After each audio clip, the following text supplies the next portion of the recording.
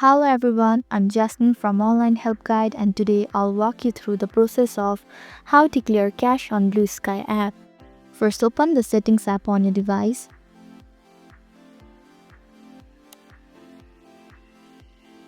This is where all the system settings are managed. Scroll down to find the app option and tap it to view all your installed apps. Select the Manage App option and then use the search bar or scroll through the list to locate the BlueSky app.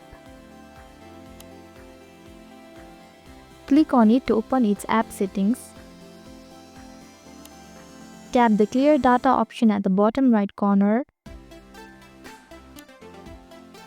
You will see an option for Clear Cache.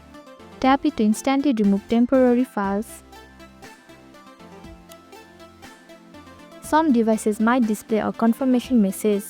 If you see it, tap OK to complete the process. So this is how to clear cache on BlueSky app.